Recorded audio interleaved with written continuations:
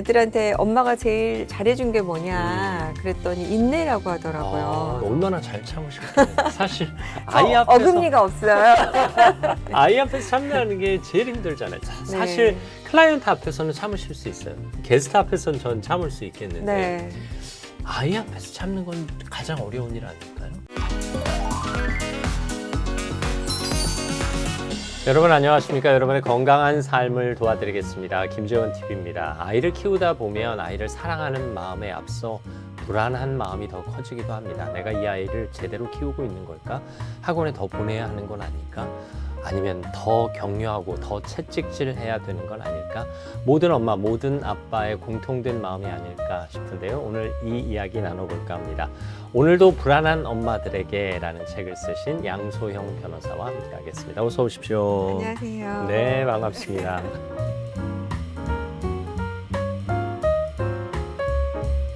오늘도 불안한 엄마들에게, 사실 엄마들이 많이 불안하죠. 다 불안하죠. 다 불안한데 엄마들이 더 불안한 게 남편의 불안, 아이들의 불안을 다 이고지고 이렇게 살잖아요. 그러니까요. 그래서 엄마들이 더 불안한 것 같아요. 사실 다 자기 책임인 것 같고. 그렇죠, 그렇죠.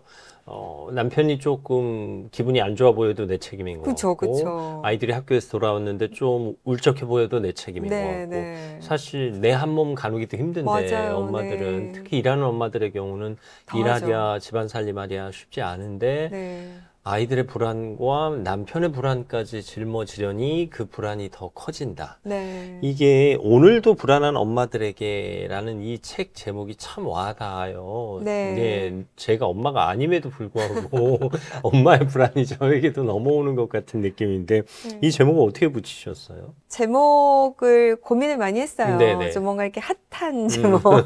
눈에 확 들어오는? 서울대 보내는 뭐 공부법 막 그렇지. 이제 이랬는데 어차피 그건 제가 모르더라고요. 네. 그래서 제가 이제 할 수 있는 이야기를 쓰면서 거기에 이제 적절한 이제 제목을 좀 고민을 했는데 제가 아이들 키울 때 제일 힘들었던 게 그 불안을 잘 잡는 거?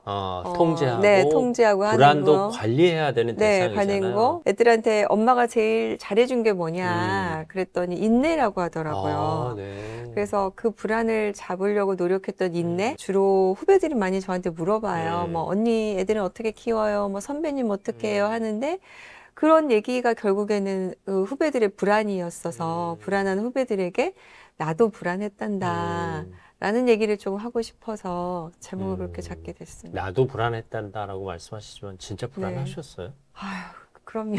아니 그래도 아이들이 알아서 네. 잘하는 편이었잖아요. 상대적으로.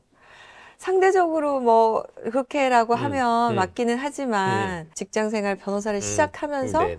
동시에 엄마가 됐거든요. 그렇죠. 그러니까 아까도 얘기하셨지만 나도 완전하지 않고 이제 세상에 막 적응하는 시기에 부모가 되다 보니까 제일 큰 게 이제 저 때만 해도 일하는 엄마가 별로 없어서 맞아요. 네.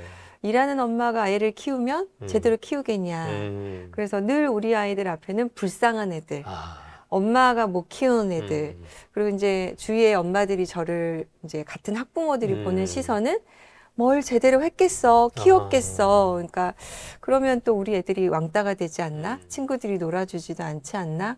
뭐 아주 사소한 것부터 시작한 것 같아요. 네. 엄마의 불안에 일하는 엄마의 불안까지 중첩됐던 거네요. 제 방도 제대로 청소 못했던 애가 느닷없이 애를 키우고 있는 저를 발견할 거 아니에요. 네네. 그래서 내가 뭐 모유수유를 하고 있고 내가 막 애들을 뭐 이렇게 가르치고 있고 그럴 때마다 이제 깜짝깜짝 놀라는 거죠, 저한테. 게다가 또 일을 하면서 했으니 네, 얼마나 네. 힘들었을까 싶기도 하고.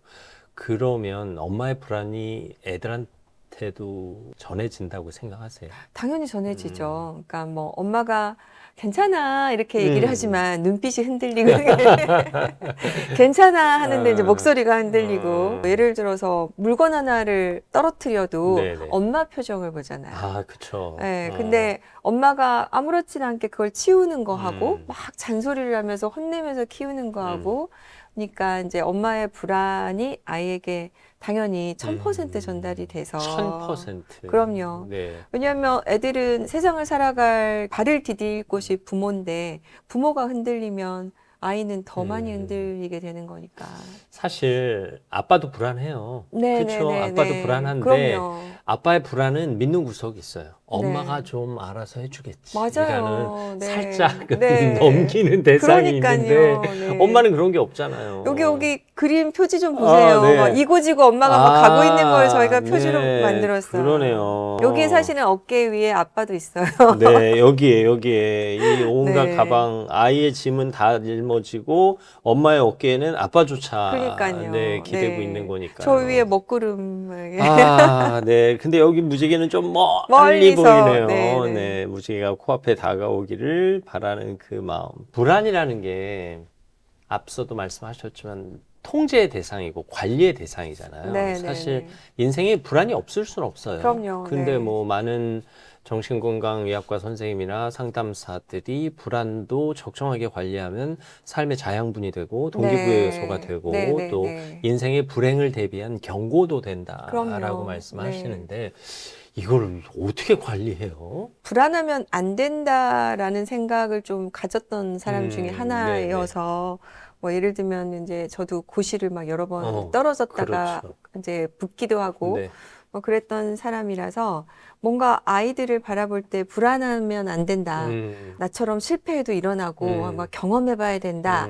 약간 좀 저는 약간 낙천적이기도 하고 좀 그런 사람이었어요. 선천적으로. 근데 이제 우리 김지연 아나운서께서 얘기해 주셨듯이 이 불안이라는 것이 잘 관리되고 나를 준비시키고 생존시키는 좋은 요소인데 여기에 휘둘리거나 잡아먹히면 안 되는 거잖아요. 저도 변호사면서 되게 어려운 일이 많았어서 그때 이제 새벽 4시면 눈을 뜨는 거죠. 그러면 그때부터 출근할 때까지 너무 힘든 거예요.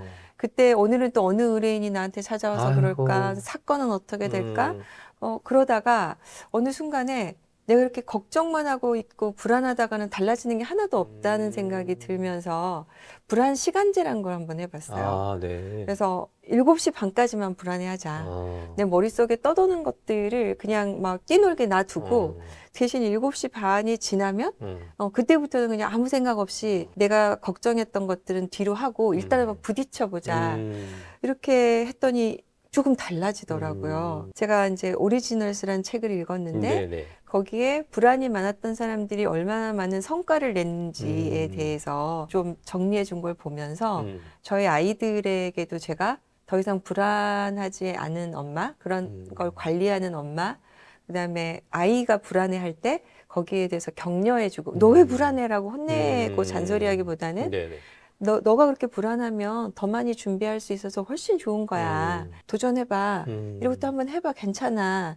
하고 조금 얘기가 달라질 수 있었던 거를 좀 경험하면서 이게 불안을 관리하면 좀 그래도 좀 나아지는 없어지진 않죠. 그렇죠. 이 책에서 말하는 시간제 불안이 이제 지금 그런 의미예요. 네. 불안에게 허용되는 시간을 만들어서 그 외의 시간에는 좀 불안으로부터 자유로워 보자 이런 개념인데 아나운서라는 직업, 특히 MC라는 직업도 그렇고 변호사라는 직업도 사람을 만나는 직업이잖아요. 사실 뭐 저도 매일 생방송할 때 매일매일 만나야 하는 사람들 그리고 새벽 4시 40분에 일어나서 오늘 만나기로 한 그 사람은 실제는 어떤 모습일까? 그 사람에 대한 정보와 자료는 있지만 실제 대면해 보지 못한 경우에는 약간의 걱정과 우려가 있단 말이에요. 그래도 저는 변호사님하고 좀 다른 것이 변호사들은 어렵고 힘든 사람을 만나지만 저희는 그래도 비교적 성공하신 분들 또 비교적 밝고 좋은 이야기를 나누려는 분들이 더 많이 오죠. 그리고 어쨌든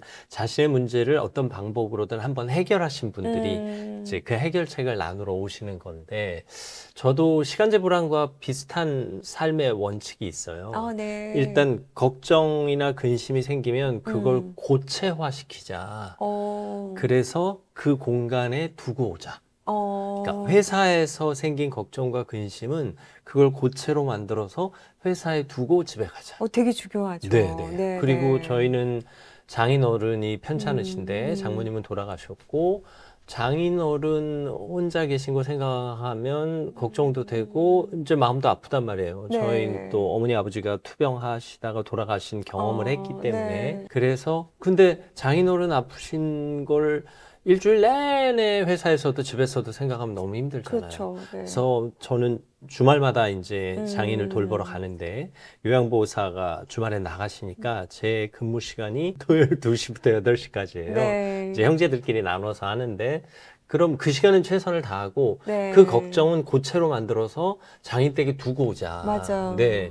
이런 시도를 좀 했더니 마음이 많이 편안해졌어요. 맞아요. 이 시간제 불안이 좀 그런 의미가 아닐까 네, 싶기도 네, 해요. 네, 맞습니다. 네. 아이 키울 때 정말 중요한 게 회사 일을 저희가 집에 이렇게 이고 지고 오는 그러니까요. 경우가 있잖아요. 네, 네. 그래서 사실은 그것도 굉장히 현명하게 생각하신 거죠. 약간 저 같은 경우에는 현관문을 띠띠띠띠 누르면서 이제 새로운 컴퓨터를 켜는 거죠. 네. 회사 컴퓨터는 끄고. 부모라는 게 뭐 대단한 일을 하는 건 아니지만 그걸 좀 분리시켜주는 노력을 해서 아이들하고 시간의 밀도를 높여주는 거, 뭐 그런 건 좀 필요한 것 같아요. 대단한 일은 아니라고 하셨지만 그렇죠. 우리가 막 엄청난 일들을 막 꼼꼼하게 시간별로 챙겨가면서 하는 건 아니지만 네. 중요한 일이긴 하잖아요. 네, 네, 네. 부모로서의 역할이. 네. 근데 사실 일하는 엄마들은 일터에서 뭐 출퇴근 시간이 있는 일도 아니고 네. 또 늦어지면 뭐 11시간, 12시간 근무하다가 집에 돌아오면 또 엄마의 신분으로 일이 시작되니까 네. 본인을 위한 돌봄의 시간은 거의 생각조차 하기 힘든 시절이 아니었을까 싶거든요. 제가 아침마당 나갔을, 네네. 처음 나갔을 때가 37세요. 셋째 낳고잖아요. 네네. 그러니까 이제 그때는 정말 저에게 개인 시간이 하나도 없었어서 그때 처음으로 남편이 헬스클럽을 끊어줘서 네네.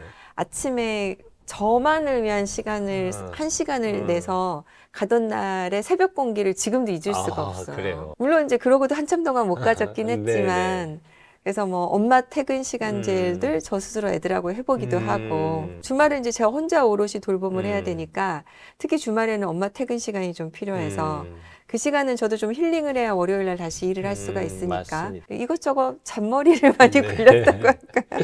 그 변호사님 처음 아침마당 시작할 때쯤 저도 이제 아침마당 네, MC를 네. 시작했던 네. 42살 뭐 요럴 때인데 네. 지금 생각해보면 제가 뭘 알아서 아침마당 MC를 했고 전문가들과 대화를 나눴을까 싶거든요. 네네. 저도 무슨 생각으로 나가서 이렇게. 네, 하지만 그 시절을 또 견뎌준 시청자 여러분이 계셨기에 네, 저희가 네. 또 그 자리를 통해서 많이 배운 것도 사실입니다. 네. 또 그 배움이 이런 책으로 나오는 거잖아요. 사실 네. 변호사로서 일만 하셨다면 법적인 문제만 얽매여 계셨다면 이런 폭넓은 사고와 폭넓은 조언을 하실 수는 없지 않았을까 싶어요. 뭐 다양한 방송도 경험하시고 네. 뭐 칸나 희망 서포터즈 같은 그런 네. 공익적인 활동도 하시고 했기 때문에 이런 폭넓은 조언을 하실 수 있었던 것 아닐까요? 그렇게 생각해 주시면 네, 네, 당연히. 감사한 일인데 네. 사회인으로서 사는 삶은 나의 개인적인 성취가 주가 된다면 부모로서의 삶은 아무래도 양보가 이제 주된 삶이 되는 거잖아요. 네. 그러니까 뭐 예를 들어서 내 시간을 나눠야 되고 내가 번 돈을 나눠야 되고 내 삶을 또 좀 양보해야 되고 그래서 그런 양보의 경험 뭐 그것이 또 변호사로서의 또 굉장히 도움이 많이 되었고 네. 그다음에 또 제가 사단법인을 하게 된 원동력이 되기도 하고 또 우리 아이들을 잘 키우고 있으니까 다른 아이들도 같이 잘 컸으면 좋겠다는 마음도 생기고 해서 흔히 듣는 질문이 이혼한 변호사, 이혼 전문 변호사인데 결혼을 권하냐 이 질문 되게 많이 받거든요. 그럼 제가 저 혼자 도 닦기 너무 억울하니까 다 같이 도를 닦아봐야 된다. 남을 위한 양보의 삶을 살아봐야 된다. 네. 그래서 결혼을 하는 것이 저는 좀 필요하다라고 얘기를 많이 해요. 근데 이제 농담 반 진담 반이지만 그러니까 타인을 위한 양보, 타인을 위한 희생, 인내, 뭐 이거는 제 개인적인 성장을 좀 가져오는 시간이어서 부모로서의 시간이 저에게는 굉장히 도움이 많이 됐다고 생각합니다. 시간의 양보, 시간의 공유의 차원에서 보니까 진짜 그러네요. 네. 결혼 전에는 그냥 김재원, 양소영으로 살면 됐는데 네. 결혼을 함으로써 아내와 남편과 시간을 나눠야 되는 거 아니에요. 그럼요. 네. 게다가 자녀가 생기면 또 이제 아빠의 역할로서 엄마의 네, 역할로서 네. 그들과 시간을 나눠야 하고 오히려 결혼 전에는 나와 시간을 나눠주시던 아버지, 어머니가 계셨는데 네. 그 시간은 조금 뒤로 하면서 타인과 내 시간을 나누다가 네. 결국 아버지, 어머니가 연로하시면 그분들과도 또 내 시간을 나눠야 되는 거잖아요. 지금 이제 그 시간이 다시 온 것 같아요. 우리의 50대, 60대들이. 네. 네. 아, 시간을 나눈다는 것. 이거 지금 네. 생각해보니까 어마어마한 일이었네요. 우리가 양보를 언제까지 얼마나 해야 되는 건가요? 네. 그러게요. 네. 어쨌든 이 책으로 조금 다시 돌아가 보면 네. 오늘도 불안한 엄마들에게 이제 불안 일기를 쓰라고도 권유를 하셨어요. 네네. 이 불안 일기. 나의 불안을 좀 묘사해 보면 그 불안이 좀 실체가 잡힐까요? 그게 정말 좀 신기하게 음. 적어보는 작업을 하는 순간 이게 좀 음. 객관화되더라고요. 네. 그리고 이게 저는 이제 막 길게 쓰는 건 잘 음. 못하니까 몇 줄만 적어보고 그날 저녁에만 이걸 다시 봐도 내가 이런 생각을 했는데 오늘 하루가 어떻게 갔는지가 조금 이렇게 보이니까 내가 가지고 있는 이 불안의 실체들이 얼마나 뭐 예를 들어서 준비를 위한 것이었는지 불필요한 것이었는지 쓸데없는 짓이었는지 그래서 이 쓸데없는 불안으로 내가 왜 누군가에게 괴롭힘을 주고 그 사람을 흔들었는지 뭐 이런 것도 그러네요. 반성하게 되고 그래서 좀 도움이 많이 됐던 것 같아요. 불안의 정체를 파악해보는 과정이 되는 거군요. 그리고 네. 나도 좀 돌아보게 되고 네. 결국 나를 돌아본 상태로 아이들과 대면하고 아이들과 관계를 해야지. 네. 내가 나 자신을 이해하지 못한 상태에서 아이들과 관계를 하다 보면 나의 불안이나 나의 예민함이 아이들에게 전이 될 수도 있으니까요. 네네. 메타인지라고 하잖아요.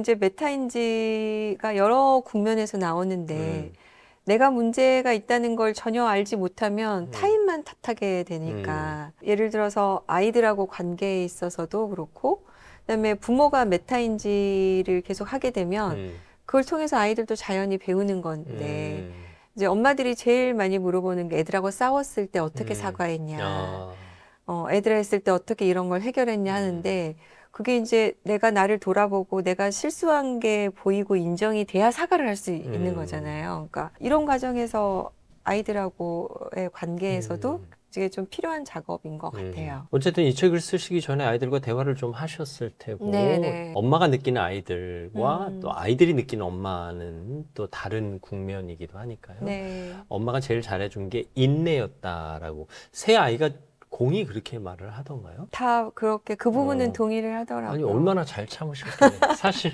아이 앞에서 어금니가 없어요. 네. 아이 앞에서 참는다는 게 제일 힘들잖아요. 사실 클라이언트 앞에서는 참으실 수 있어요. 게스트 앞에서는 전 참을 수 있겠는데 배우자 앞에서도 어떻게 하면 또 좀 참을 수 있겠어요. 근데 아이 앞에서 참는 건 가장 어려운 일 아닐까요? 아니, 잘 참으셨겠죠. 지나오니까 아이들이 이제 그렇게 뭐 긍정적으로 평가를 해 주지 않았을까 싶기도 한데 자기네들이 성적이 안 나오고 실패를 하고 뭐 대학을 갈 수 있을까 막 이렇게 불안했을 때 제가 거기에 대해서 뭔가 질타를 하거나 다른 사람하고 비교를 하거나 그다음에 안 좋은 결과라고 제가 막 더 불안해하거나 그런 걸 좀 내색하지 않았던 엄마로 기억하는 것 같아요. 그래서 뭐 큰애 같은 경우에 중3 때 이제 그런 입시에서 떨어졌을 때 힘들었을 때 제가 거기에 대해서 막 무한긍정인 태도로 났을 때 그때 엄청 짜증났었대요. 그 긍정하는 엄마의 모습이. 그래서 뭐 근거 없는 엄마 뭐 알지도 못하면서 모르니까 저러는 거 아니야. 이제 와서 뭐 아는 척 하려고 그러고. 그러니까. 근데 이제 돌이켜 보니까 그 무한긍정 해줬던 덕분에 자기가 다시 일어설 수 있었다. 그렇게 해서 이제 아마 그런 걸 인내라고 이제 표현하지 않았을까 사실 싶습니다. 아이들이 실패하거나 실수했을 때 엄마의 태도, 아빠의 태도가 아이들의 불안을 조장할 수도 있는 거잖아요. 근데 이제 가만 기다려주는 그리고 긍정적인 관점으로 봐주는 그 모습이 아이들에게는 오히려 스스로 다시 일어날 수 있는 계기가 된다. 이런 말씀이십니다. 양소영 변호사의 역시 정리를 잘해주네. 인내의 태도를 또 우리가 좀 배우겠습니다. 그리고 또 하나 유심히 봤던 게 제가 굳이 그 이름을 붙인다면 관찰의 태도가 아니었을까 싶어요.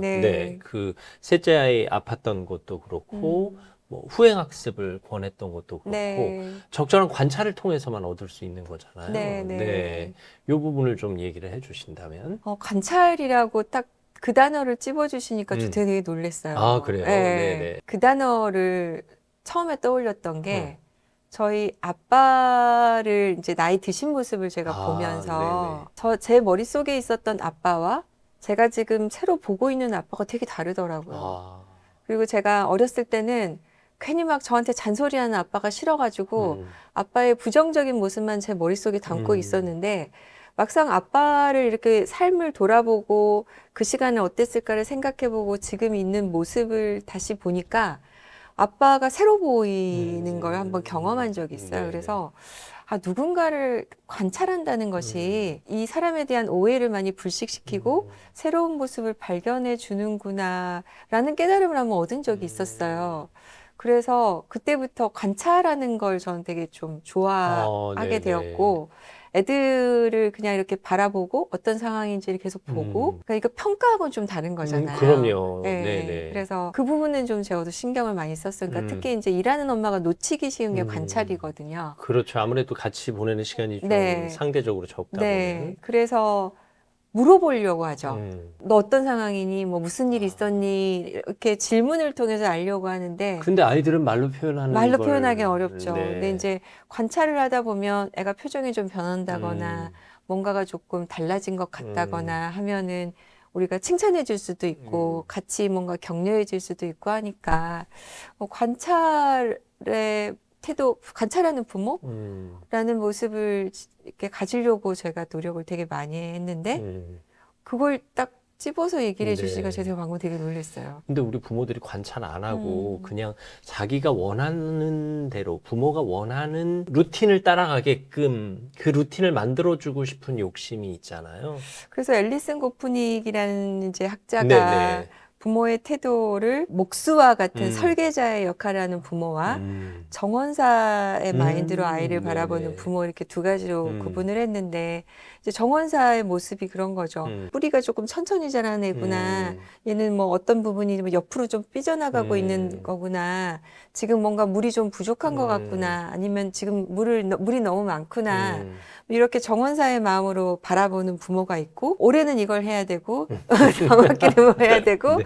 그다음에 중학교 고등학교 하면 뭘 해야 되고 이제 사회에 나가면 무슨 직업을 가져야 되고 플랜에 꽤 맞추려는 부모의 모습이 있는 건데 저는 이제 그런 부모는 이제 바람직하지 않다라는 생각이 좀 있고 정원사의 마음으로 좀 기다려주고 그걸 관찰해주고 응원해주는 그런 부모의 역할. 근데 대신 이제 물이 필요한 순간에 적절한 그럼요. 물이나 뭐 곁가지를 좀 잘라주는 거는 좀 필요하고 이게 이제 부모의 역할인 것 같습니다. 그 적절한 물이나 곁가지를 잘라주는 작업이 수학에 어려움을 겪던 자녀에게 선행학습이 아니라 오히려 후행학습을 이게 네. 시류에 반하는 해결책을 제시하셨어요. 근데 그게 결국은 탁월한 신의 한 수였던 거죠. 이런 걸 고민하는 엄마들에게 이제 제가 뭔가를 조언을 해주거나 그럴 때 아이들하고도 물어봐요. 근데 지금도 우리 아이들이 이제 제일 좋았던 게 후행학습, 그다음에 오답노트 정리, 뭐 백지 쓰는 거. 그러니까 이게 다 똑같은 작업이잖아요. 그렇죠. 내가 아는 걸 확인하는 작업이니까. 그때 이제 사실은 좀 애가 자존심이 상하지 않을까 걱정을 하기는 했어요. 그런데 여기에 대해서 부모가 비교하거나 애들은 벌써 어디를 나가는데 너는 그래. 이게 뭐니 막 이렇게 하지만 않으면 사실은 아이들이 후행학습하는 거에 대해서 부담을 덜 수 있어서 다지기, 특히 이제 수학은 정말 다지기가 필요하잖아요. 기본 개념부터 다져야 되는 거니까. 저도 어려운 물리책 이런 거 못 읽거든요. 바로 자고 자잖아요. 그러니까 기본 개념이 안 되는데 어려운 책 읽어봤자 맞아요. 안 되고 한자어를 전혀 모르는데 어려운 책 읽을 수가 없고 그래서 그러면 과감히 초등학교 책 어렸을 때 뭐 그런 쉬운 책으로 돌아가서 엄마들도 애들하고 같이 동화책 읽으면 정말 재밌거든요. 아, 네네. 예. 그래서 거기서부터 시작하는 것이 전혀 저는 문제가 아니고 오히려 그게 더 좋은 방법이다라고 생각을 합니다. 하긴 수학을 어려워한다는 건 수학의 흥미를 잃었다는 얘기인데 네. 흥미를 찾아줄 법은 선행이 아니라 오히려 후행으로 가서 그럼요. 쉬운 것부터 단계 네. 그 재미를 찾아주는 그럼요. 과정이 필요하다는 얘기예요. 그러니까 이제 자기 수준에 맞는 것부터 시작을 하는 게 제일 필요하죠. 오늘도 불안한 엄마들에게 보내는 양소영 변호사의 편지.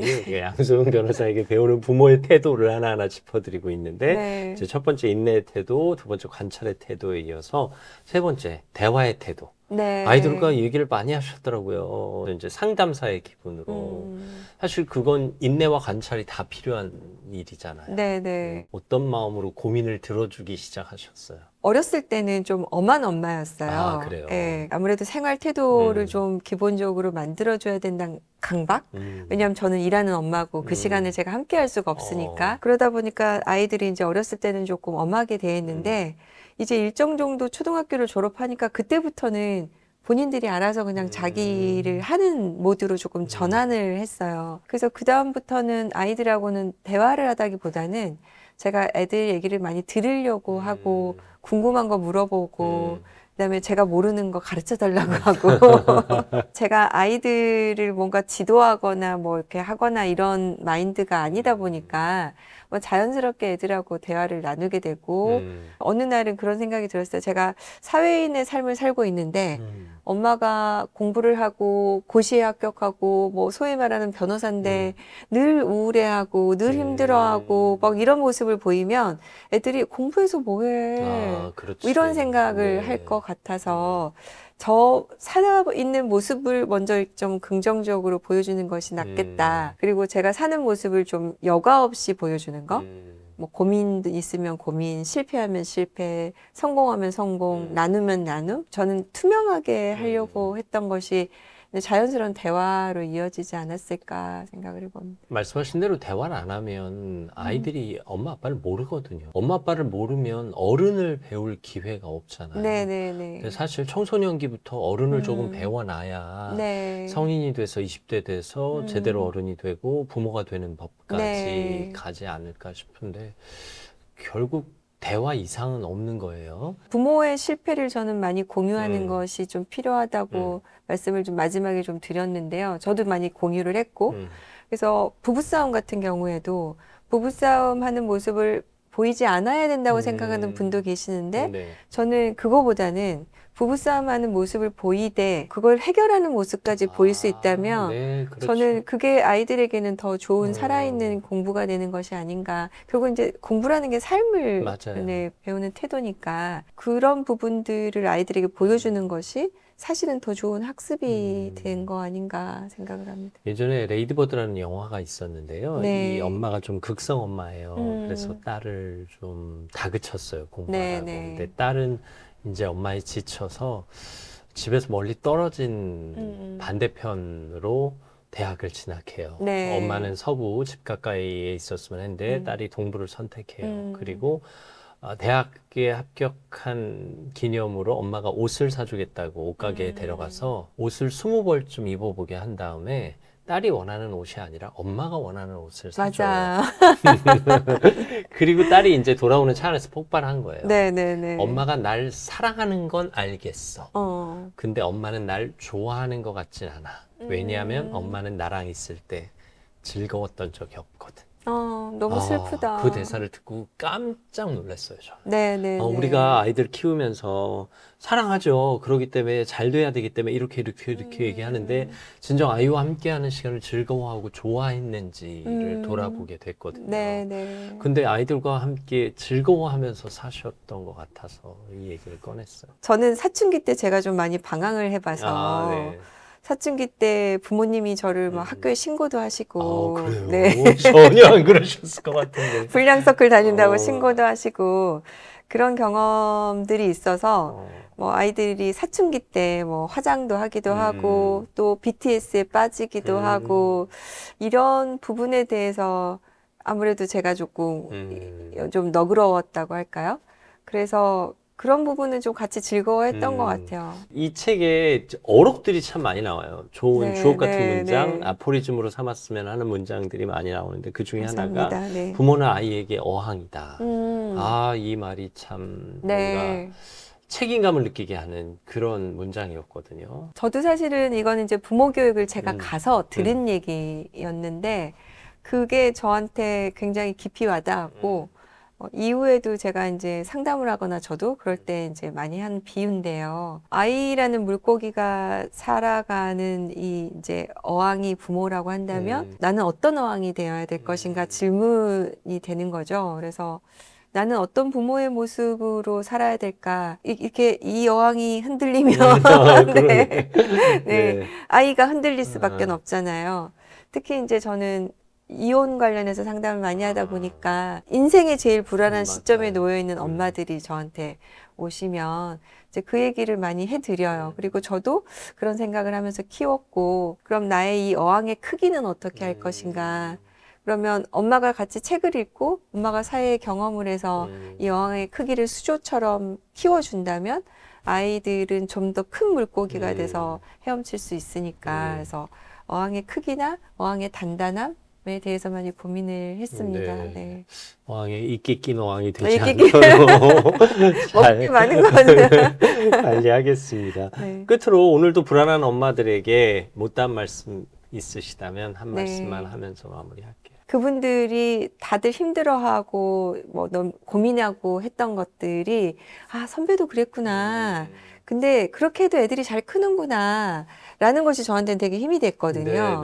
그래서 제 책은 뭔가 제가 이렇게 했으니 잘 됐습니다 라는 이 얘기를 하고 싶어서 쓴 게 아니라 애들하고 같이 힘들었고 그런 순간들이 있었는데도 잘 크더라. 그래서 우리 불안을 좀 내려놓고 아이들을 좀 믿고 바라봐 주자는 얘기를 좀 하고 싶어서 썼습니다. 그래서 그렇게 좀 같이 공유해 주셨으면 좋겠고요. 결국 똑같은 결과가 나올 수는 없지만 네네. 그래도 엄마들의 불안을 공감해주는 선배가 있다는 것만으로도 네. 그분들에겐 큰 위로가 되지 않을까 싶습니다. 네, 좋은 책 감사합니다. 남겨주셔서 그리고 좋은 엄마가 되어주셔서 또 좋은 변호사로 네. 열심히 활동해 주셔서 진심으로 감사합니다. 오늘도 불안한 엄마들에게 저자 양소영 변호사와 함께했습니다. 말씀 네, 감사합니다. 감사합니다.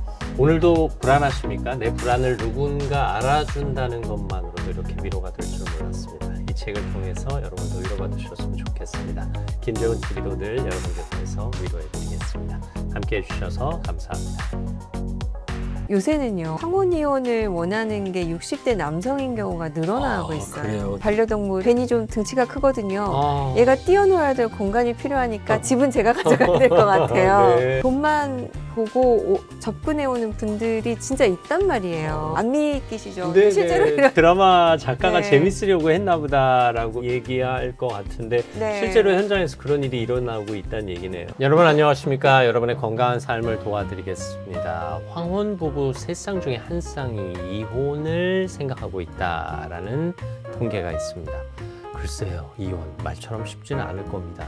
단순히 외로움이 문제가 아니라 경제적 타격도 큰 문제가 될 테니까요. 양소영 변호사 함께합니다. 어서 오십시오. 안녕하세요. 사실 이혼에 관한 이야기를 평생 들으면서 살아오셨잖아요. 변호사를 한 이후로. 네. 근데 유독 요즘 황혼 이혼이 많아진 건 사실인가요? 아니면 점점 많아지고 있나요? 이것도 아니면 어떤 트렌드를 타나요? 사실 황혼이혼이 우리 사회에 이제 뭐 얘기가 많이 나온 건 좀 오래됐고요. 네. 작년, 재작년에는 약간 통계가 줄기도 했다. 그래요? 라고 네. 이제 얘기는 하는데, 조론의 형태로 사시는 분들, 실질적으로 별거하시는 분들 다 생각하면, 아까 얘기하신 것처럼 3쌍 중에 한 쌍이 고민한다는 얘기가 좀 현실적인 것 같습니다. 네. 고민을 한다는 건 이혼을 하고 싶은 마음은 있는데 네. 이혼 이후의 현실이 걱정된다는 뜻이기도 하잖아요. 그럼요. 네. 그럼요. 네. 그래서 섣불리 용기를 내지 못한다. 음. 하지만 지금 상황은 만족스럽지 못하다라는 뜻이잖아요. 네.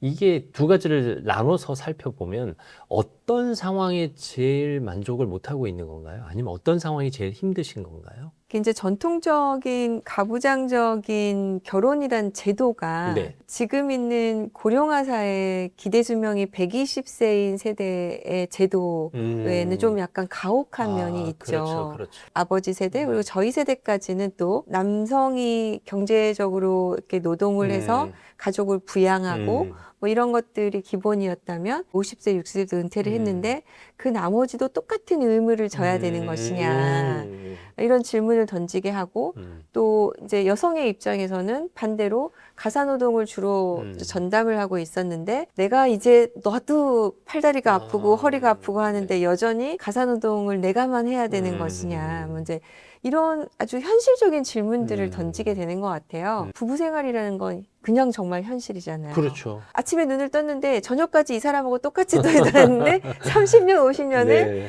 계속 있어야 돼. 거기다가 누군가 하나가 또 쓰러지면 그 뒷바라지를 누가 해야 돼. 네. 이런 부분까지 있으니까. 그래서 황혼이혼을 고민한다는 것은 어떻게 보면 내 노후를 고민한다는 거하고 동일어가 아닌가 싶습니다. 이런 현실 때문에 이제 이혼을 생각하게 되는데 네. 막상 고민의 시간이 길어지는 이유는 이혼 이후의 현실을 짐작해 보기 때문이잖아요. 네. 어떤 걸 가장 힘들어 할까요? 뭐 일단 외로움도 있을 수 있고. 일단은 외로움도 있을 수 있고 그 이후에 이제 경제적인 부분이 좀 크죠. 뭐 예를 들어서 서울에 집 한 채 정도 열심히 노력해서 전세로 시작을 해서 대출 받고 집을 샀어요. 이제 여기까지는 성공을 했는데 네. 다시 이혼을 하게 되면은 이걸 또 나눠야 되잖아요. 그렇죠. 그러면은 다시는 서울에 진입이 어려울 거고 뭐 경기도도 마찬가지입니다. 요새는 집값이 다 올랐으니까요. 그러면은 이제 경제적 형편이 달라질 거고 내 노후에 이제 부양을 어떻게 받을 것이냐 이런 것까지 연결이 되니까 특히 이제 아빠들 같은 경우에는 그전에는 아이들과 대화가 없었기 때문에 주로 엄마를 통해서 대화를 해왔는데 이제 이혼을 하게 되면 그 창구가 끊겨서 자녀들하고 관계도 끊기게 되니까 바로 이제 고독사의 문제가 생기기도 하고 네. 이런 현실이 이제 와닿으니까 실질적으로 고민이 되는 거죠. 이런 결혼 제도의 현실을 참고 견디느냐 네. 아니면 용기를 내서 이혼을 하고 새로운 다가올 상황. 현실을 마주해 보느냐 네. 이런 고민인 거네요. 이혼을 상담하면서 늘 드리는 말씀은 내가 이혼이란 선택을 했을 때 그 전과 그 후가 조금이라도 나아져야지 그 후가 똑같거나 아니면 못하는 삶이 된다면 정말 신중하게 생각을 해봐야 된다. 네. 대화라는 걸 제대로 부부 사이에 해보지 않고 살아온 경우가 많이 있잖아요. 한국 남성들은 특히나 뭐 내가 참아야 된다. 그다음에 말을 많이 하는 건 남자가 아니다. 이런 맞아요. 교육에 익숙한 네, 세대다 네. 보니까 막상 내가 은퇴한 이후에 여러 가지 심리적인 고민들이 있어도 그거를 드러내는 거를 잘 못하다 보니 부인 입장에서는 여전히 냉정하고 자기만 하는 남편이고 그래서 대화조차 기회도 없는 상태에서 이혼을 맞닥뜨리게 되는 이런 상황이니까 그래서 이런 분들은 부부 상담 보내면 의외로 해결되는 경우가 좀 있어요. 그래요? 네. 네. 거기서 이제 진솔한 얘기를 들어보는 거죠. 그러면은 연민이 다시 생기고 네. 네, 그래서 회복이 되는 경우도 뭐 있고 그러기라도 하면 있습니다. 다행인 거죠. 네, 연민이 남아있는 거는 네. 네, 좀 희망이 있는 거죠. 사실 절차를 어떻게 밟아야 하나 고민하시는 분들도 있어요. 네. 이제 막상 이 현실이 힘들어서 아 그래 이혼을 해볼까 하다가 앞으로 다가올 현실을 생각하면 고민을 하지만 나는 이혼을 하든 안 하든 뭘 어떻게 해야 되지? 네. 하시는 분들이 일단 변호사님을 찾아가는 건가요? 일단은 뭐 고민하시는 것부터 시작해서 어떤 절차가 나에게 맞는지 이런 부분까지 고민을 하시죠. 그래서 뭐 대부분은 협의를 원하시니까 어떤 내용으로 협의를 하면 좋을지 뭐 협의를 하는 경우에는 어떤 절차를 통해서 하는 건지 이런 것들 궁금해 하시고 그다음에 이제 내가 협의를 할 수 없는 상황이라면 부득이 소송으로 가야 한다면 어떤 절차를 거치는지 그리고 그 다음에는 시간은 얼마나 걸리는지 뭐 이런 것들을 궁금해 하십니다. 협의를 한다는 건 남편과 아내가 헤어질 때 뭐 재산을 이렇게 분할하고 또 자녀를 어떻게 하고 네.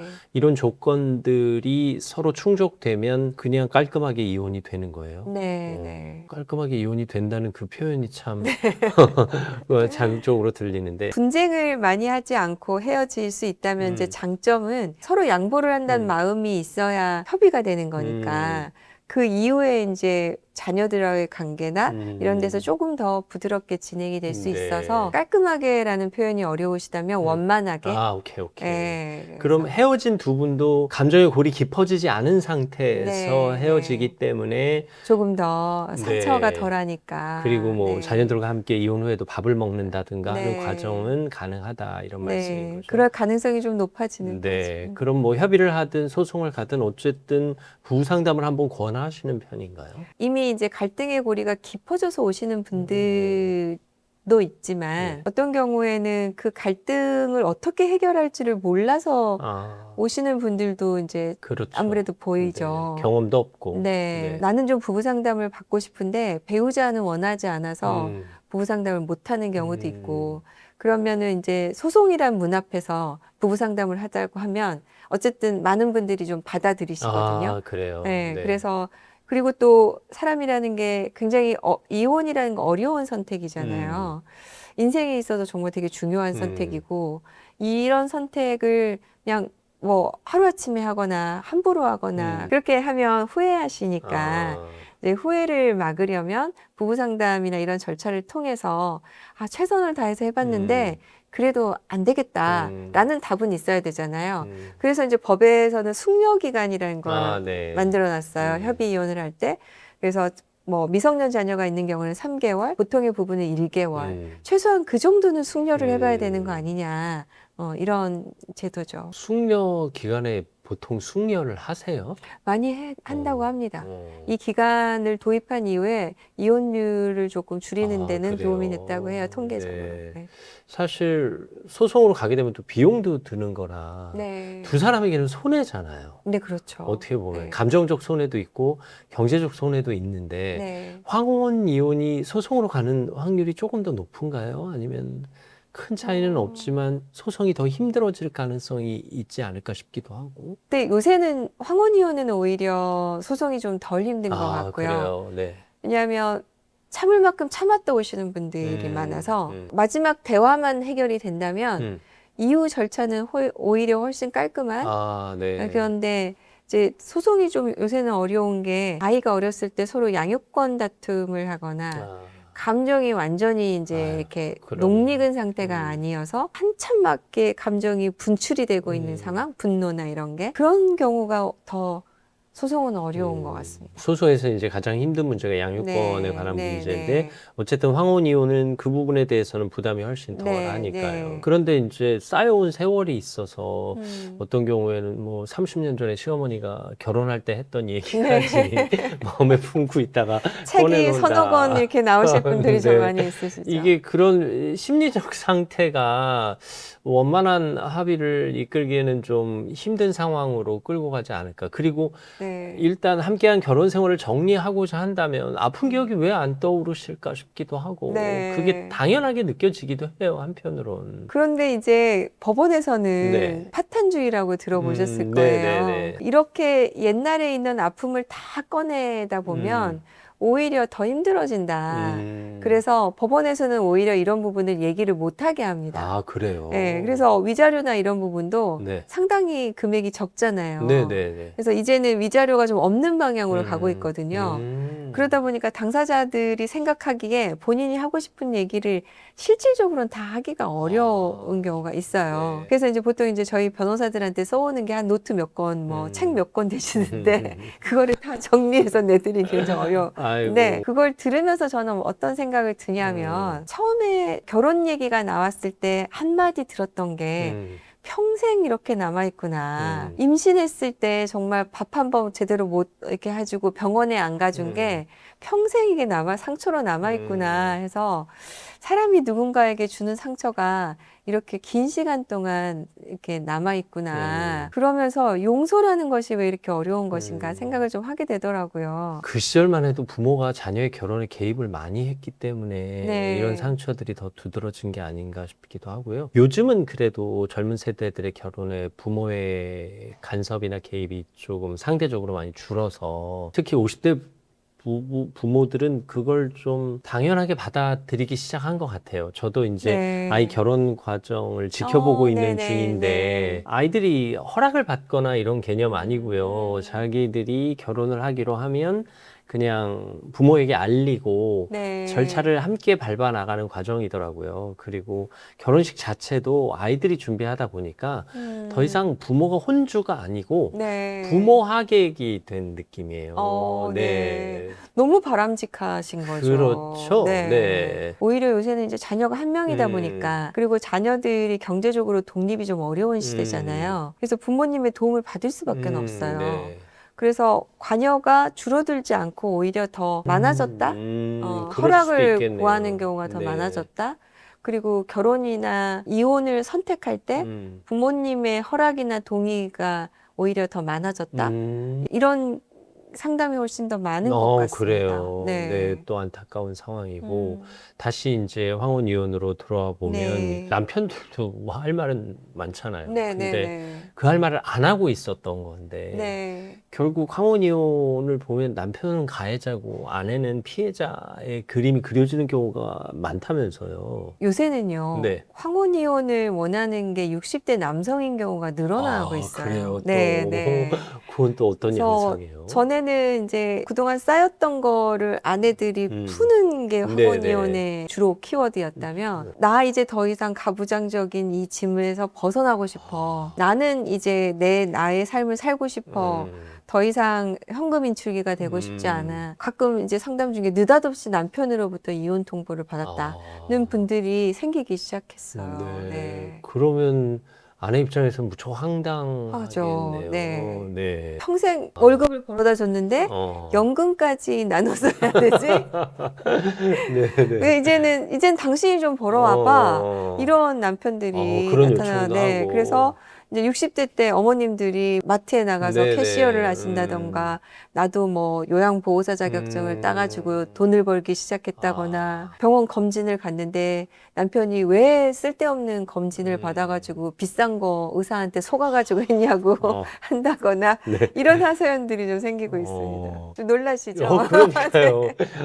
이게 상황이 많이 달라지네요. 그런 과정을 좀 완화시켜 보고자 수년 전부터 이제 조론이라는 단어도 등장하고 조론이 조론을 위한 조론이기보다는 이혼을 예방하기 위한 절차도 네. 될 수 있고 그리고 나 자신을 찾는 과정도 되는 건데 어쨌든 조론 아닌 조론을 경험해 보신 셈이잖아요. 네. 그래서 그 심정이나 그 마음은 충분히 이해를 하고 계시겠어요? 저는 이제 작년에 네, 그 얘기를 잠깐 하자면 네. 작년에 제가 뛰어야 산다 네, 하면서 네. 조론 이렇게 네, 해가지고 저희 남편이 깜짝 놀라서 네. 이게 이제 애들이 대학을 가고 하니까 인생의 한 토막이 진짜 없어진 느낌? 그렇죠. 그래서 저도 이제 고시 공부를 조금 6번이나 떨어지다 보니까 늦게까지 하셨으니까. 네, 제가 20대 후반에 합격을 하고 하자마자 바로 결혼을 해서 엄마가 되니까 지금 50대 중반이 돼 있더라고요. 그러니까요. 그래서 저희 남편에 대한 뭐 이런 거는 이제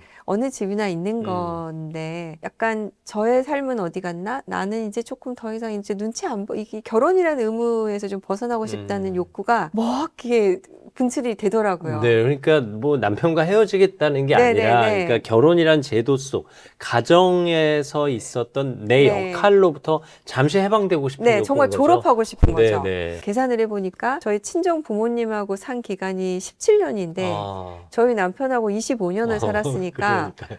남편이랑 더 많이 산 네, 거잖아요. 근데 부모님은 남은 시간은 얼마 없고 그렇지. 그래서 그 시간은 다시 좀 부모님하고 시간을 보내고 싶은 생각도 들고 네. 그러려면 또 별거를 해야 되는 상황이 되니까 그러네.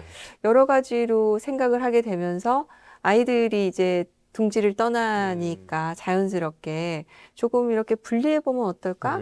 라는 생각이 들었어요. 분명해지는 욕구가 생길 거라고 생각을 못했는데 이게 갱년기 때문인지 어쩐지는 모르겠지만 작년에 좀 그런 생각이 있었는데 그걸 남편하고 오히려 표현하고 얘기를 하다 보니까 제가 더 많이 마음이 편해지고 남편하고 앞으로 보낼 시간들을 어떻게 보낼 것인지 조금 더 얘기하는 계기가 돼서 저는 지금은 그렇게 얘기를 하는 것이 오히려 좀 도움이 됐다. 네. 물론 남편은 동의하지 않을 수가 있겠지만. 네. 네. 어쨌든 엄마가 아닌 아내가 아닌 또 네. 딸이 아닌 네. 양소영을 찾아 나가는 네. 그 과정 중에 하나인 거잖아요. 그래서 제가 앞머리도 좀 자르고 막 머리도 네. 이렇게 헤어 연장도 해보고 사실 그래서- 달리기를 한 것도 네. 그 전에 일하시느라 또 엄마 역할 하시느라 아내 역할 하시느라 나만을 위해서 달릴 시간도 없으셨을 텐데 네. 뭔가 새로운 도전이 나를 찾는 또 하나의 단면 그리고 그동안을 몰랐던 나의 능력을 발견한 것일 수도 있잖아요. 네네. 저는 달리는 사람을 존경하는 사람 중에 하나로서 네네. 오히려 자존감도 높아지는 계기가 되지 않았을까 싶어요. 그래서 지금 우리 결혼 제도가 고령화 사회에서 미성년 자녀들이 네. 이제 성장하고 집을 나서게 하고 부부 둘의 관계로 다시 돌아왔을 때 약간의 원칙이나 이런 룰들이 미세하게 조정이 될 필요가 있다. 라는 생각을 좀 하게 됩니다. 네. 실제로 시대가 많이 달라져서요. 네네. 이제 역할도 조금씩 달라졌고, 그리고 환경도 달라지고, 네. 구성원도 달라져서, 글쎄, 제가 듣기로는 반려동물이 이혼해서 또 중요한 문제가 되기도 한다는 얘기도 들었어요. 반려동물을 어떻게 이제 누가 데려갈 것인가. 실제로 그렇군요. 네, 실제로 그래요. 오. 네, 그래서 예를 들어서 내가 집을 가져야 될 것 같아요. 왜요? 그러면은 벤이 좀 등치가 크거든요. 얘가 뛰어놀아야 될 공간이 필요하니까 집은 제가 가져가야 될 것 같아요. 네. 그래서 얘 관련한 양육비는 어떻게 받을 수가 있나요? 왜냐하면 이 반려견에 대해서는 뭐 남편도 좋아했고 같이 키우자고 해서 입양을 한 거니 네. 마지막까지 책임을 져야 되는 게 아닐까요? 이렇게 질문하시는 분들이 생기고 있죠. 그래요. 네, 네. 그러니 시대가 달라지긴 네, 했어요. 그래서 면접교섭권까지 주장하시는 분도 있어요. 그래요. 그래서 헤어지게 되면은 내가 반려동물을 한 달에 2번은 데리고 가서 놀 수 있게 해달라. 라는 게 안 믿기시죠? 근데 실제로 이런데 드라마 작가가 네. 재밌으려고 했나 보다라고 얘기할 것 같은데 네. 실제로 현장에서 그런 일이 일어나고 있다는 얘기네요. 참 세상이 많이 달라집니다. 요새는 또 자녀 대신 네. 반려동물을 그런 키우는 경우도 부부도 있고 있으니까요. 하니까. 네. 네. 자, 그러면 어떻게 보면 행복하려고 황혼이혼도 선택하시는 거고 네. 행복하려고 황혼이혼도 고민하다가 참기도 하는 거잖아요. 네, 네. 네. 그러면 뭔가 행복한 미래를 위한 대안이 좀 필요하지 않을까 싶은데 행복하기 위해서 네. 뭐 좀 주의해야 할 것들, 하지 말아야 할 것들 뭐 이런 것들도 있을까요? 저는 부부 사이에 뭔가 동지의 연민 같은 시간을 보내온 사람으로서 네. 이제 이런 시선이 일단 조금 필요한 것 같고요. 제가 이제 저도 생활법률 강의를 다니면서 어머님들에게 부탁하는 게 지금 남편은 옛날에 저한테 막 호령하던 막 사회에 나가면 큰 소리 치던 그런 남편이 아니다. 이제 어머님이 막 우리 남편은 큰 소리 치고 집에 와서 뭐 맨날 그래요라고 해서 녹취록을 들고 오시는데 들어보면 어머님이 목소리가 더 큰 경우가 많아요. 그럴 수도 있죠. 그래서 이제 우리 남편들은 그 남편이 아니다. 반대로 남편 입장에서도 옛날에는 밥 차리라면 뚝딱 밥 차리고 맨날 집에서 가사노동 다 해도 허리 아프도 다 해내던 그런 엄마가 아니다.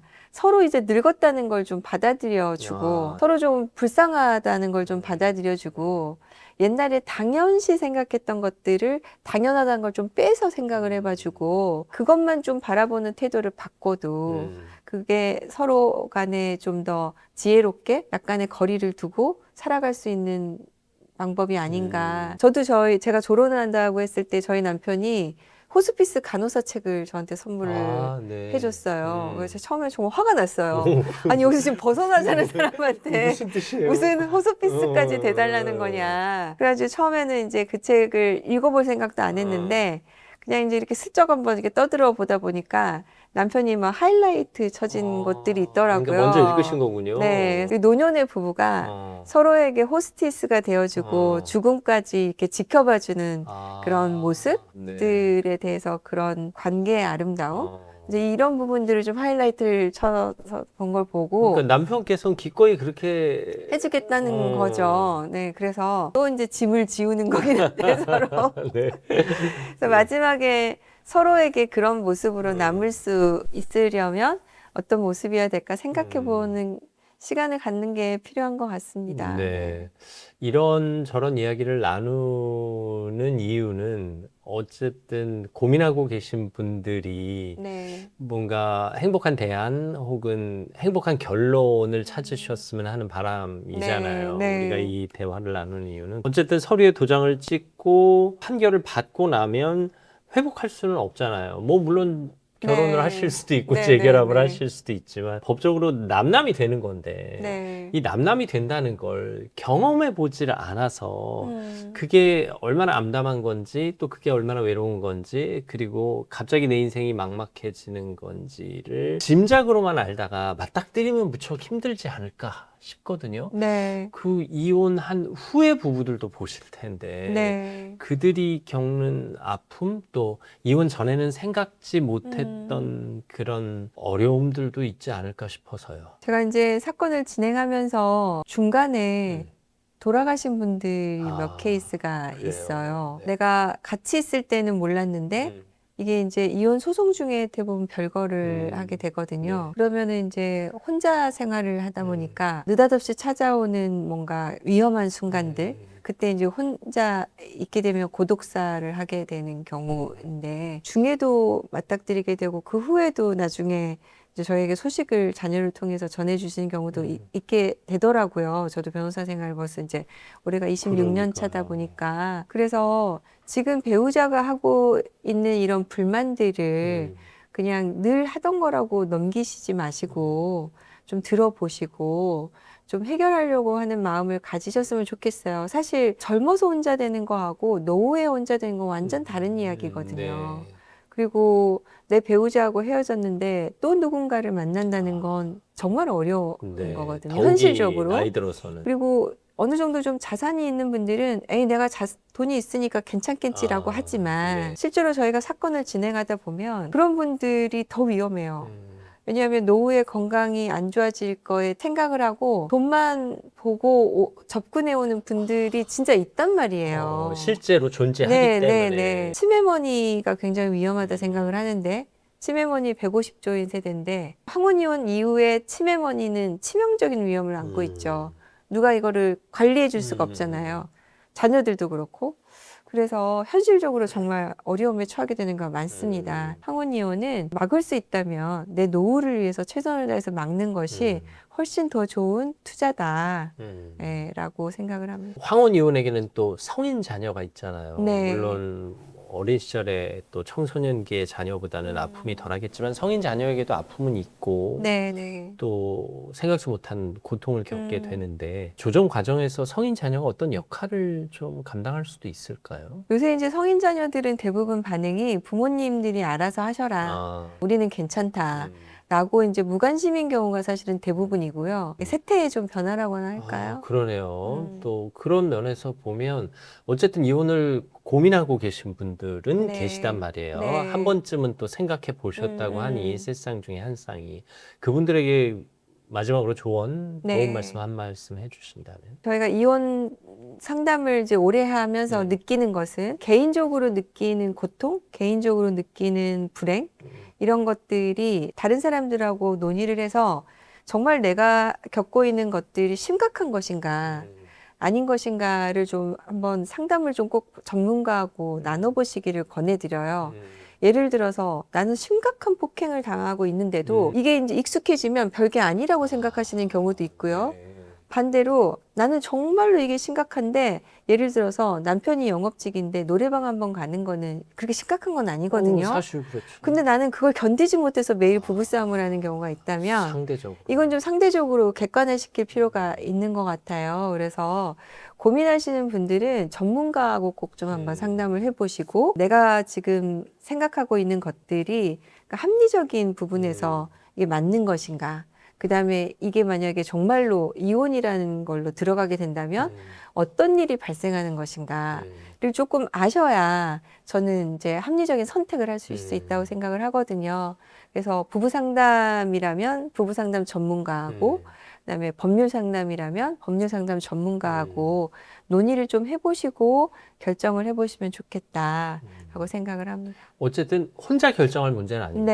그리고 혼자 고민하는 건 도움이 안 되고요. 주변에 좀 알리셔서 경험자나 혹은 전문가의 도움을 받는 것이 현명한 결정을 도울 수 있는 방법이다라고 생각하겠습니다. 실질적인 도움 주셔서 감사합니다. 가사 전문 변호사 양소영 변호사였습니다. 말씀 감사합니다. 감사합니다. 이혼은 권리임에 틀림없습니다. 하지만 이혼은 또 다른 책임을 안는다는 것도 잊지 않으셨으면 좋겠습니다. 어떤 결정을 내리든 또 어떤 결론이 나든 여러분이 행복하셨으면 좋겠습니다. 저는 다음 시간에도 여러분 곁에 있겠습니다. 오늘도 감사합니다. 캄보디아에서 금강 개발을 한다는데 거기에 10억을 사기를 당하신 분이 전직 경찰이셨다니까요. 이건 내가 정말 고급 정보인데 이거 아마 내가 형 정도 되니까 내가 알려주는 것 같네. 아침마당에 나오는 모든 전문가들이 사기꾼의 전형적인 얼굴과 용모와 목소리라며 목소리가 좋은 분이 친절하게 저한테 알려주면 제가 어떻게 마음을 안 열겠냐고요. 여러분의 건강한 삶을 도와드리겠습니다. 안녕하십니까, 김재원 TV입니다. 은퇴 자금 어마어마한 금액입니다. 하지만 잘 지켜야 내 돈이 되겠죠. 이런 이야기 나눠보겠습니다.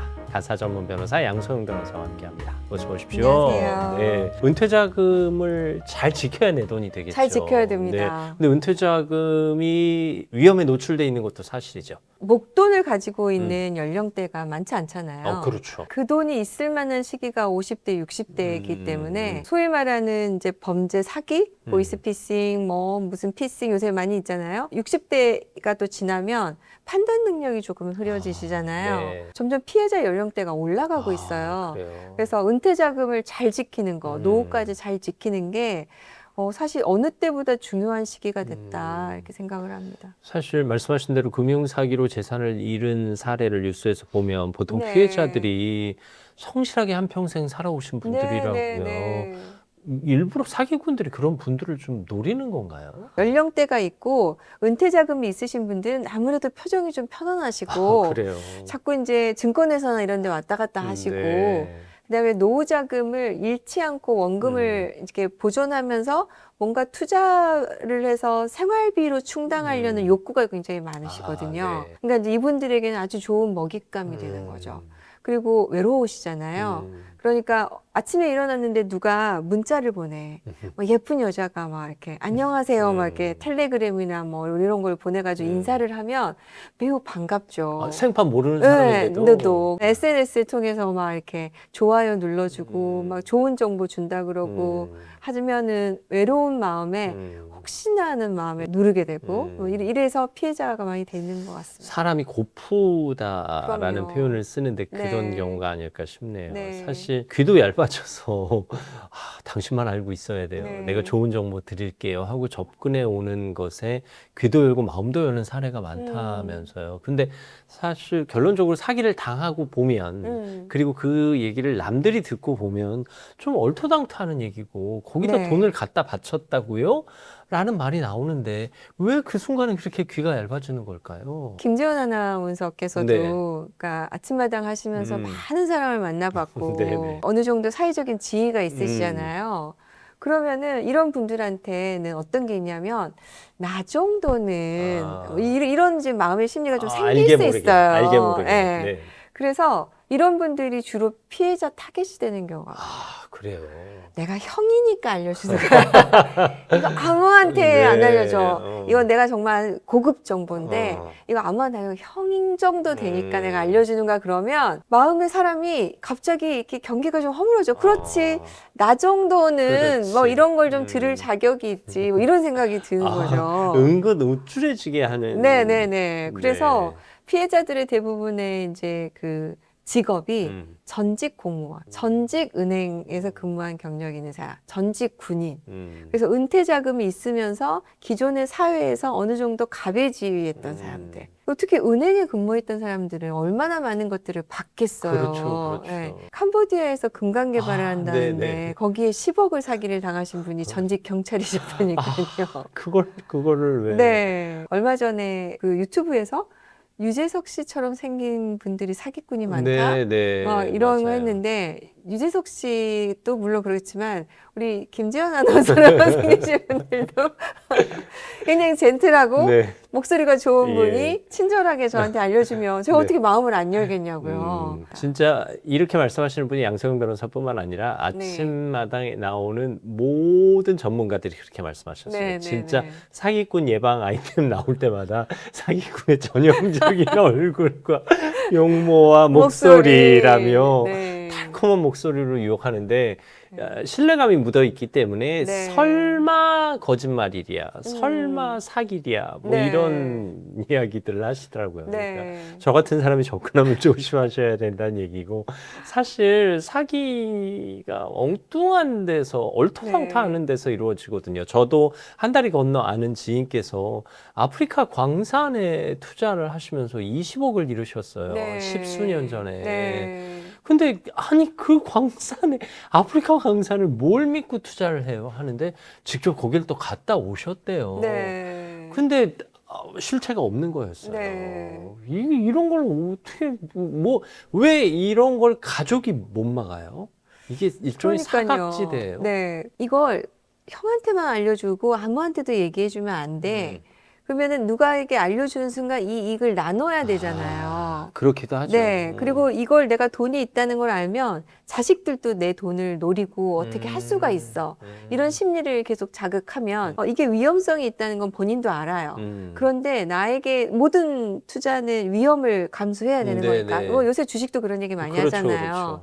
그래서 나는 지금 위험을 감수하고 엄청난 이익을 손에 쥐어야 되는데 괜히 가족한테 얘기했다가 반대해서 안 하게 되면 너무 아까우니까. 기회를 놓치니까. 뭐 이런 두 가지 마음을 자극하는 것 같습니다. 그러면 자신은 이게 이루어질 거라고 나에게 이익을 가져다 줄 거라고 확신한다는 거잖아요. 네. 그러면 보통 지인에 의한 피해를 많이 보기도 하나요? 가해자가 지인인 경우도 지인인 있어요. 경우도 많이, 그러니까 지인이나 아니면은 그럴싸한 어느 정도 신뢰도 명함을 가진 사람들에 의해서 이루어지니까. 그 과정을 거쳐서 또 지인이 네. 되기도 하고. 네, 친하게 접근을 하면 네. 수년에 걸쳐서 이런 친분 관계를 쌓아서 접근해 오는 케이스가 있을 정도로 실제로 먹잇감이 되었다는 사실을 모르는 상태에서 굉장히 친한 친구, 후배, 뭐 이런 관계로 지내는 경우도 많이 있어요. 그러면 전략적으로 접근을 한 경우도 네, 있다는 거네요. 네. 그래서 어느 정도 친분을 확보한 다음에 본선에 들어가는. 네. 네. 뭐 이거는 뭐 개인적인 경우이지만 회사로 치면은 뭐 M&A나 뭐 이런 걸 통해서 M&A에 접근한다 뭐 이런 거 들어보셨잖아요. 네네네. 이렇게 어느 정도 규모가 크면은 정말 플랜을 짜고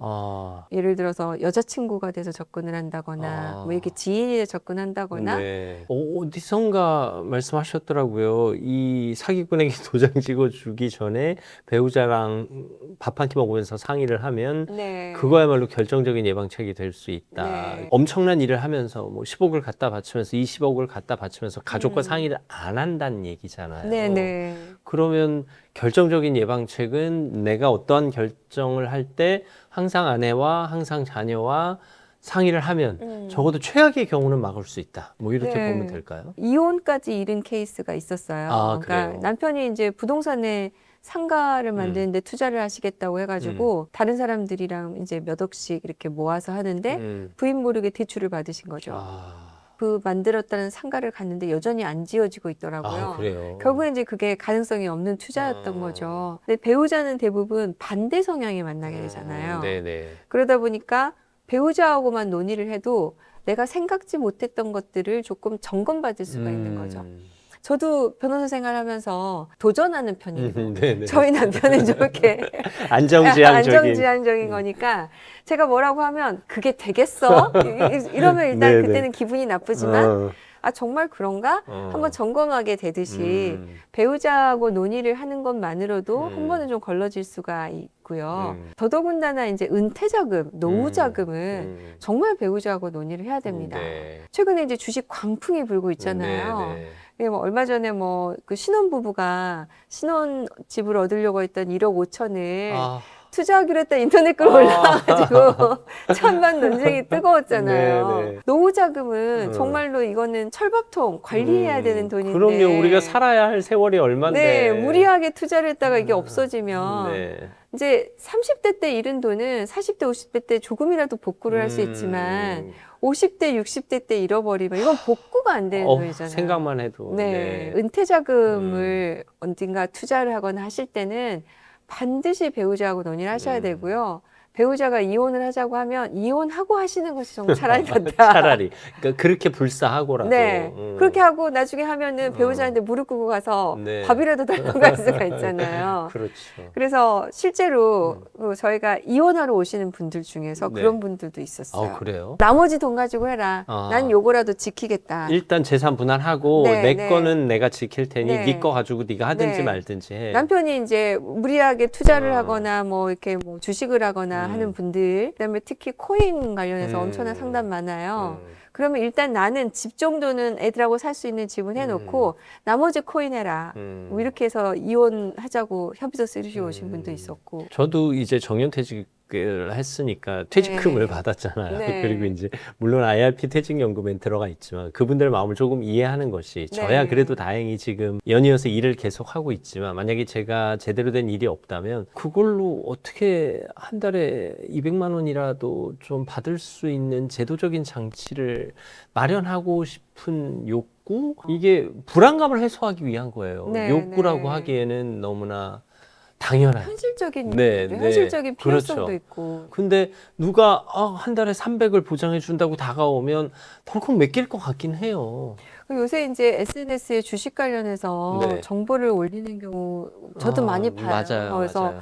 얼마 전에는 로봇 관련해서 무슨 뭐 기술이 있는 데인데 댓글로 주시는 분들에게만 안내하려고 그래요. 하잖아요. 저도 봤어요. 예. 그 댓글을 넣는 순간 이제 어. 거기에 휘말리게 되는 거죠. 근데 댓글을 넣는 사람들이 엄청 많더라고요. 그러게요. 네. 도박과 비슷한 음. 중독 현상까지 이르게 되는 경우도 있지 않나. 이걸 멈추지 못하시더라고요. 네. 고수익에 대한 이런 단꿈을. 어쨌든 내가 갖고 있는 이 돈이 좀 부풀려지기를 바라는, 네. 더 커지기를 바라는, 그리고 뭔가 한 달에 얼마씩이라도 지속적으로 들어오기를 바라는, 어떻게 보면 당연한 마음인데 그 심리를 건드리는 것이 이제 사기꾼들의 네. 작전인 거죠.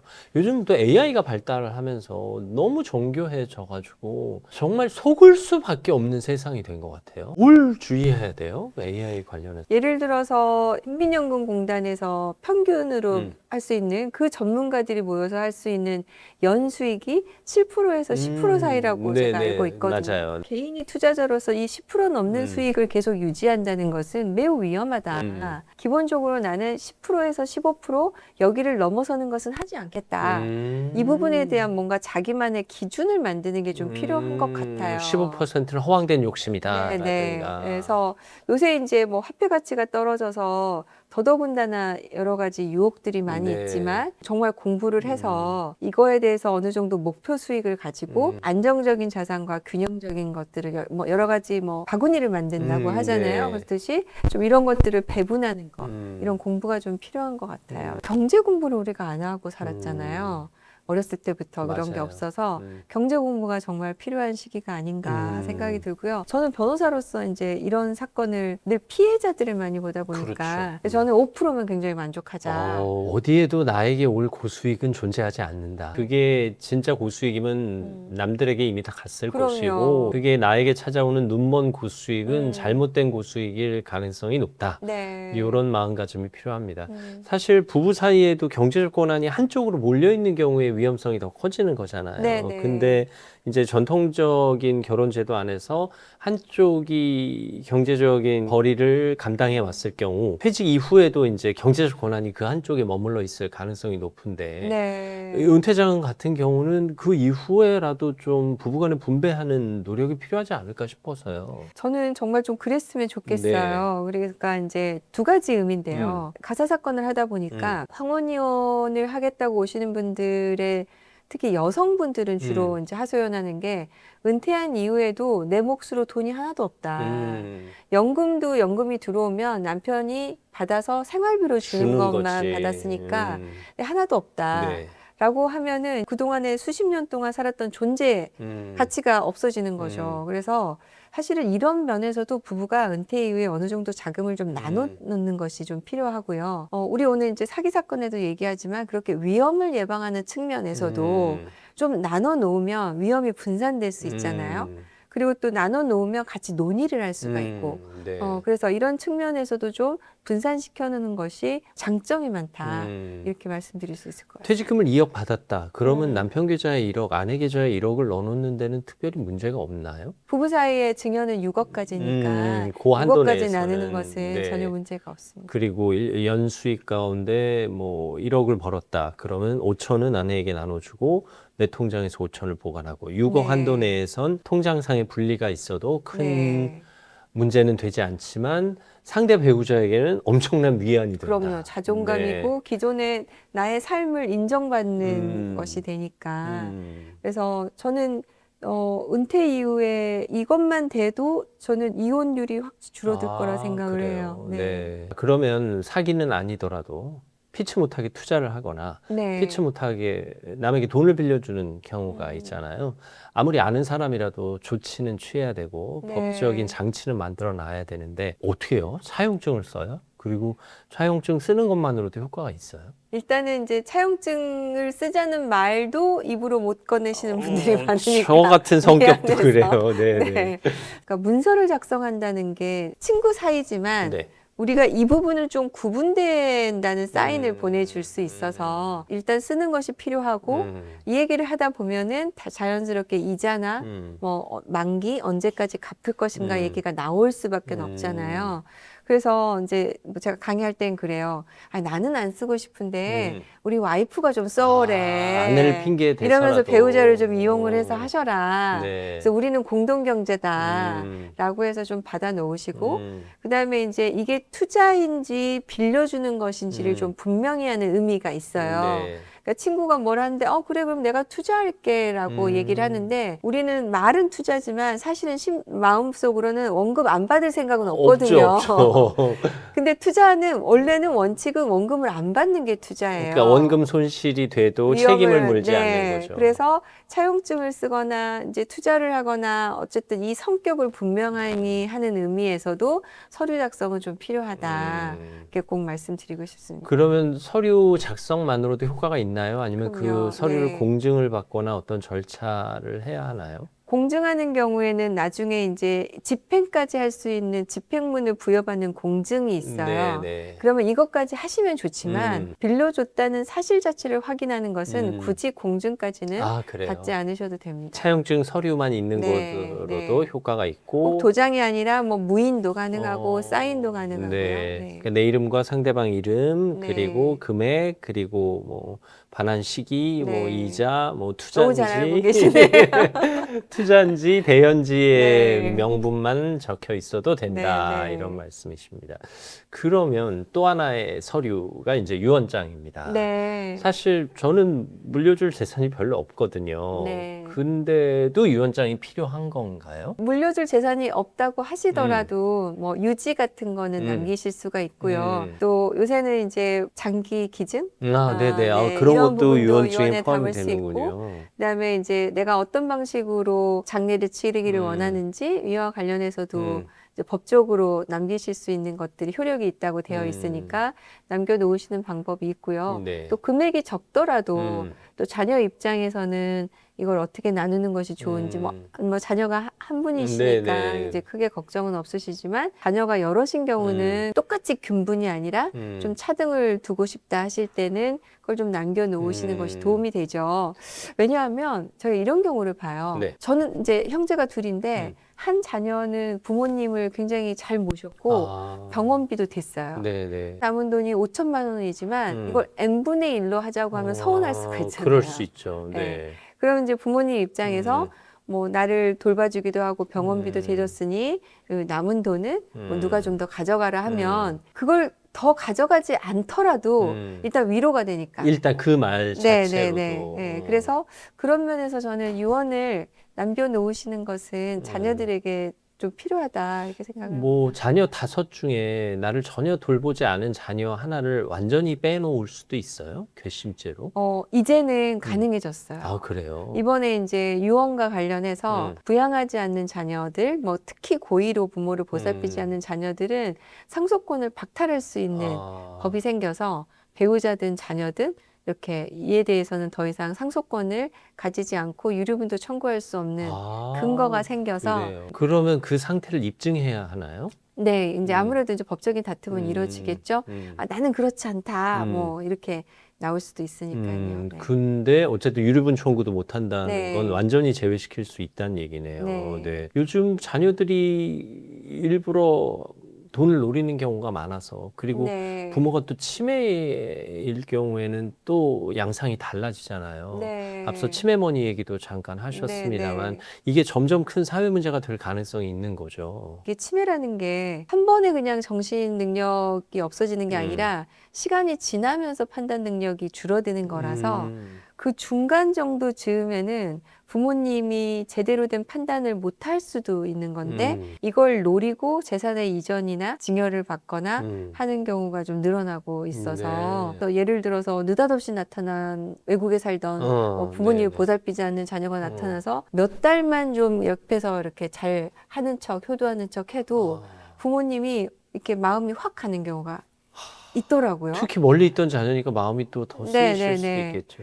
그럴 경우에 이제 재산을 이전하는 걸 증여받는 걸로 계약서를 작성을 해서 가져가 버리면 이걸 무효로 돌리기가 참 어려워요. 그래서 이런 사건들이 지금 늘어나고 있는 추세입니다. 아, 그래요. 네, 그래서 이제 저희 변호사들은 부모님이 건강이 안 좋으면 미리미리 성년후견을 이럴 때 네네. 대리할 수 있는 사람을 좀 지정을 해놓는 임의후견 제도나 그다음에 빨리 좀 성년후견 신청을 해서 후견인을 좀 지정해 놓으시는 것이 좋겠다. 조언을 드리죠. 오히려 연세가 좀 있으시면 건강하실 네, 때 이런 네. 제도를 해 놓는 것이 네. 만약에 사태에 대비할 수 있다 이런 네. 얘기이기도 하네요. 앞으로는 이 제도가 우리 사회에서 좀 매우 필요한 제도로 네. 부각이 될 것 같습니다. 사실 제가 알기로는 기여분 제도도 있어서 네. 부모님을 모시는데 기여도가 큰 자녀에게는 좀 더 많은 혜택이 돌아갈 수 있도록 하는 법적 장치가 있는 걸로 아는데 뭐 네. 이를테면 결혼한 남자 형제 3명은 관리를 안 하는데 결혼 안 한 딸이 네네. 부모님을 전적으로 모시다시피 했다. 이럴 경우에는 좀 더 많은 혜택이 돌아갈 수 있도록 하는 방법이 있을 거 아니에요. 근데 이걸 어떻게 입증을 해야 하는 거예요, 이것도? 네, 기여분이라는 것은 네. 예를 들어서 뭐 상속재산이 10억이다. 그러면은 여기서 기여가 있으니까 2억은 떼놓고 나머지 8억만 가지고 나누자. 이게 기여분 제도거든요. 네네네. 근데 이제 이걸 2억으로 할지 1억으로 할지 3억으로 할지는 다툼이 생길 수가 있어요. 네네네. 그러면 이럴 때는 이제 법원을 통해서 기여분을 지정해달라 이런 청구를 할 수밖에 없는 거죠. 그래서 네. 우선은 상속인들의 협의가 필요하고 이게 협의가 되지 않으면 법원을 통해서 정하는 겁니다. 그럼 법원을 통해서 소송으로 들어가면 기여가 있는 자녀가 네. 자신의 기여도를 입증해야 되는 거잖아요. 네. 그러려면 어떤 준비를 해야 돼요? 자녀가 효도했다는 것만으로는 인정을 할 수가 없고요. 예를 들어서 나는 부모님을 같이 살면서 모셨다고 생각을 하는데 다른 자녀 입장에서는 너는 부모님하고 편하게 살았다. 부모님 집에서. 부모가 너 데리고 산 네, 거다. 네, 그런 거다. 네. 이렇게 시각 차이가 있을 수 있어요. 그럴 수 있네요. 그러다 보니까 그냥 같이 산 것만으로는 안 되고 이게 이제 특별한 기여여야 돼요. 그래서 부모님이 정말 연로해서 어느 정도 간병인이 필요한 상황인데 내가 간병인의 도움을 받지 않고 간병을 했다. 그다음에 병원에 다니실 때 내가 내 비용을 투자를 해서 병원비를 냈다. 뭐 이 정도는 되어야 기여분을 인정을 받는 거죠. 그러면 이런 상황을 부모가 미리 아시고 유언장에 그 자녀에게 재산이 다 갈 수 있도록 조정도 하실 수 있나요? 이게 이제 그거는 유류분 문제인데요. 네네. 그러니까 형제들이 여럿인데 그 중에 폐륜 자녀가 있으면 이 자녀는 유류분이 없지만 다른 자녀들은 유류분이 있기 때문에 이 기여한 자녀에게 전 재산을 주시게 되다 보면 나머지 자녀들은 유류분 청구를 할 수가 있어서 저희가 유언장 작성하실 때 이 기여 있는 자녀라 하더라도 다른 자녀들이 유류분 청구는 하지 않게 적절히 배분하실 거를 권해드리죠. 그러니까 유류분 청구를 이제 보통 절반이라고 한다면 네. 일단 다른 자녀에게 기존 1대1대1의 배분의 절반 금액은 다 가게 하시고 네. 나머지 금액을 몰아서 기여 있는 자녀에게 좀더 주는 주면 걸로. 유류분 청구 소송이나 기타의 소송이 없을 수 있다. 네, 네. 이런 면에서 제안을 하시는 거고요. 네. 어쨌든 부모는 자식으로부터 돈을 지켜야 하고 은퇴자금은 사기꾼으로부터 네. 지켜야 하고 우리가 지켜야 할 것들이 참 많습니다. 네, 네. 우리가 갖고 있는 재산을 지키기 위해서 우리가 명심해야 할 것들이 있다면 한두 가지만 짚어주시죠. 저는 삶에 있어서 코어 근육이 참 필요한 것 같아요. 네네. 그래서 내 재산의 규모나 내 재산의 수익률이나 이런 거에서 내 기준이 조금 있었으면 좋겠어요. 나만의 기준. 네. 그러니까 과하게 욕심을 내지 않는 것부터 시작이 돼야지 내 돈을 노리는 자녀나 내 돈을 모는 다른 제3자 벗어날 수가 있고 그다음에 내가 이제 어느 정도 건강을 이룰 수 있다는 것에 대해서도 내가 스스로 나를 좀 잘 아는 거죠. 네. 나를 관찰해서 내가 그럴 수도 있다는 사정에 대비하는 것도 조금 생각해보고 내 삶의 코어 근육을 조금 만들어가는 것이 필요하지 않나 싶습니다. 내 인생의 코어 근육 아주 중요한 단서가 네. 되겠네요. 내 삶을 풍요롭게 하고 주변의 관계 그리고 자녀와의 관계 그리고 네. 내가 떠난 이후에도 자녀들과의 관계가 때까지 지킬 수 있는 중요한 근육이 아닐까 싶습니다. 네. 그리고 오늘의 가장 큰 명언은 5% 이상의 수익은 사기다. 그냥 5% 수익에 요새 만족하자. 5%는 너무 만족을 못 하실 것 같아요. 이런 마음가짐만 있어도 네. 사기로부터 예방할 수 있다는 것도 알려드리겠습니다. 오늘 친절한 도움 말씀 감사합니다. 가사 전문 변호사 양소영 변호사와 함께했습니다. 말씀 네, 고맙습니다. 감사합니다. 갖고 있는 걸 지키는 게 이렇게 힘듭니다. 하지만 큰 욕심만 부리지 않는다면 갖고 있는 건 어디로 사라지지 않습니다. 자, 저희는 다음 시간에도 여러분 곁에 있겠습니다. 오늘도 함께해 주셔서 감사합니다. 감사합니다.